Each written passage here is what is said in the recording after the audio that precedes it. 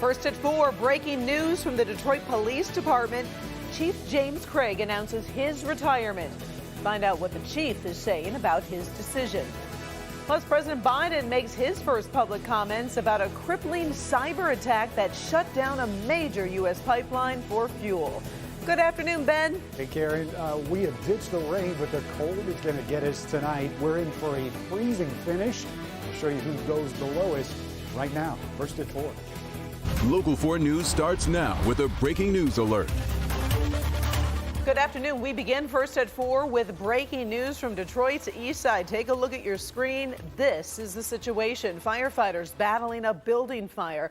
Sky 4 over the scene this afternoon at the Farias Processing and Trading Company. Now that's on Strong Street near Mount Elliott and I-94. You can see that heavy black smoke in the sky for miles. No injuries are reported at this time. Crews are working to determine what caused the fire. We obviously are following this one closely. We'll keep you updated. Also breaking first at 4. After 8 years as Detroit's top cop, Chief James Craig officially announced his retirement. Now you saw that announcement live on Local 4 this afternoon. Chief says his decision to step down was 100% his own. I am voluntarily leaving. I'll say it again. I am voluntarily leaving. We saw what happened to many chiefs across this country. Some were forced out. Some retired because they didn't feel supported, and some were fired. So I'm leaving in a good place. I love this city, and I love this state. If you recall, Craig was appointed by emergency manager Kevin Orr, and that was back in July of 2013. Now, he has been the longest-running chief in the city of Detroit, and that was since Chief Bill Hart. Chief Craig will remain with the department until June 1st. The chief did not comment on speculation that he's preparing for a possible run as the Republican challenger to Governor Whitmer. He did, though, confirm he's a Republican. However, he says he's now made a decision and evaluating all political options. There's some things I've seen in recent times, not just nationally, but around the state. And I'm not saying what I'm planning on doing because, again, I have not made that decision, but I am considering and actually humbled and flattered so many Michiganders have come out and acknowledged that it would be a positive thing if I decide to do it. As for Chief Craig's successor, the city charter requires a search firm to be hired, and then a list of candidates will be provided to Mayor Mike Duggan. Tonight at 6, we'll take a look at some of the potential candidates to become Detroit's new police chief. And a programming note, Chief Craig will be joining us live tomorrow morning at 6:30 in the morning on Local 4 News. You definitely don't want to miss it. Now to the latest on the coronavirus as new cases continue to slow over the last 10 days. The state reports over 2,700 new cases. Now remember, that's a 2-day total from Sunday and today. Sadly, we did lose 33 Michiganders to the hours in the last 48 hours, and the 7-day positivity rate is below 10%, and that is lower than 1 week ago. On the vaccine front, more than 7.2 million doses of the COVID-19 vaccine has been administered. 54% of eligible residents have received at least 1 dose in the state. 40% are fully vaccinated. Wayne County putting a stop to foreclosures to help those affected by the coronavirus pandemic. Today, a judge granted a request to extend the ban on foreclosures of occupied homes and commercial properties through March 31st of 2022. The county says about 2,400 owner-occupied homes and 178 occupied commercial properties are facing foreclosure. Homeowners are still required to pay property taxes during the extension. Unoccupied homes and vacant land are still subject to foreclosure following the judge's order. Time now for our first look at our forecast. Some colder temperatures and some rain could be headed our way, so let's bring in Ben Bailey with what we can expect. Hi, Ben. Hey, Karen. Yeah, we get further and further into May, and it seems that these temperatures are just getting colder and colder. Tonight should be one of the coldest that we have to contend with this week, and hopefully for the foreseeable future. Temperatures, though, right now are in the mid-50s. Port Huron, one of the cool spots at 46, and we still have a pretty noticeable wind out there at about 10 to 15 miles per hour. But the wind goes calm tonight, and then the temperatures really start to drop. Freeze warnings out for the northern tier of counties here till 8 a.m. tomorrow. Metro, south, and parts of the west zone, you're under a frost advisory, and that's also until 8 a.m. tomorrow. We're looking at temperatures that are headed down to the 32-degree mark and even below. Metro zone low will be at 36, but coming up in your 4-zone forecast, we'll pinpoint who's going to the 20s for lows tonight, Karen. Woo, all right, thank you, Ben. Well, the FBI says a criminal group from Russia is responsible for a major cyber attack that prompted a shutdown of one of the largest fuel pipelines in the U.S. I want you to take a look at this map. It shows just what's affected here. The pipeline delivers fuel to nearly half of the East Coast. Kimberly Gill joins us now. And Kim, President Biden spoke out today on that attack. He did. Good afternoon, Karen. Federal agents say a group called DarkSide infected the pipeline's computer system with ransomware. Friday's massive cyber attack could spike gas prices just as Americans hit the road for spring and summer travel. Colonial Pipeline Company has reinstated some of its smaller lines, but the main pipeline is still down. The company transports nearly half of all fuel for the East Coast, including gasoline, jet fuel, and heating oil. The Department of Transportation is temporarily allowing truck drivers transporting gas to work longer days in an effort to try to keep up with the supplies. To keep supplies up, I guess I should say. Today, President Biden announced his administration is finalizing an executive order to improve the federal response to cyber attacks. We have efforts underway with the FBI and DOJ, Department of Justice, to disrupt and prosecute ransomware criminals. And my administration will be pursuing a global effort of ransomware attacks by transnational criminals who often use global money laundering networks to carry them out.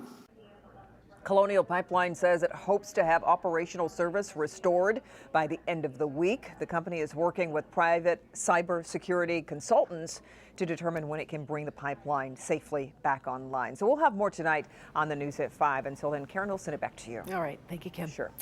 This week, Local 4 is pleased to be a part of a virtual international conference of experts to discuss and interact with educators all around the globe to discuss the topic of early childhood education.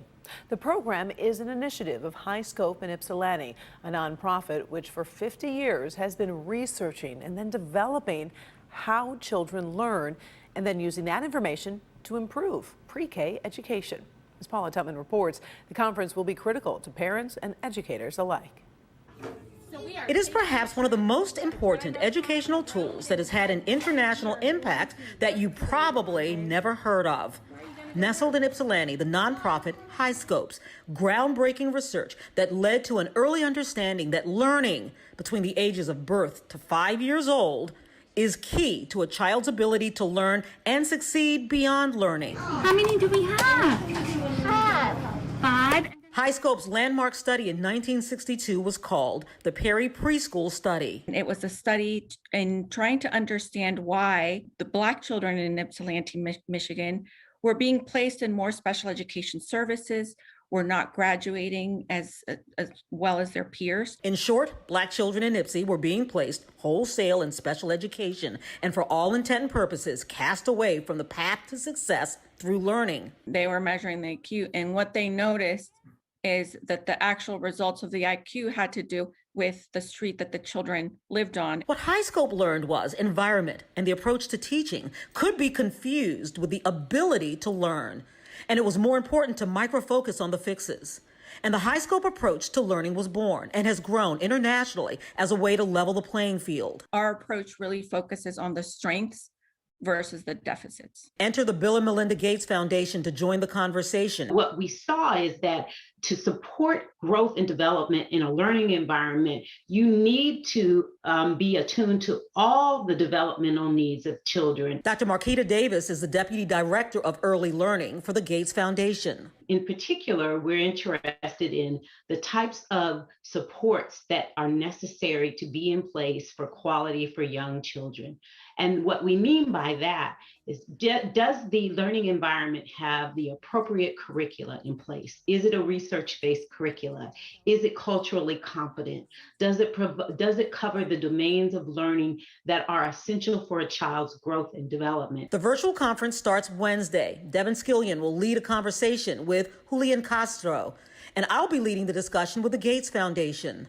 Thursday, our Nick Monticelli is on deck to discuss the business of early childhood education. And Friday, our Kimberly Gill has a breakout session for parents, particularly important as we go into year 2 of COVID-induced learning deficits. There will be opportunities where people will go out into breakout rooms and have discussions.